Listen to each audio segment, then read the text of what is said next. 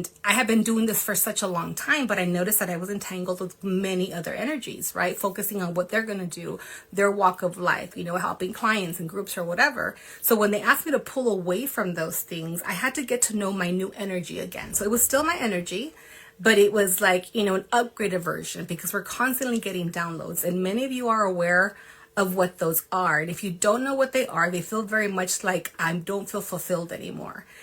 This life just feels very stagnant. I'm really not happy in my relationships anymore. I'm not really happy at work anymore. And I know that I have taught you guys many times that no one is responsible for your happiness, not your significant other, not your children. You are responsible for your own.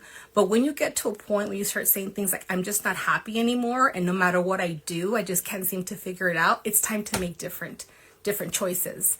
And that's when it gets a little uncomfortable, because you cannot see like we used to anymore. Those of you who, all of us are gifted, right, with the gift of different visions and psychic abilities, but we can't really see anymore because there's these timelines that have not been created yet.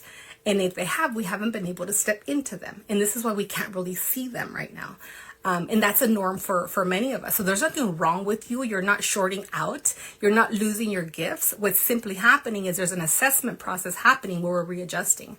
Last month, I was getting really frustrated with myself because I was trying to create projects and I could not get insight to what they were. So finally one night I was very upset, which I allowed myself to be. And I had this vision, dream, whatever you want to call it, where I was on this boat and I'm trying to get to the other side. And so in this dream, like I had all these ideas in a boat and I was going to take all this information to like this village somewhere, but I had to go through the ocean to get there. And so no matter how hard I would paddle or do whatever paddle I was doing, a bunch of stuff, there was this huge hurricane in the middle.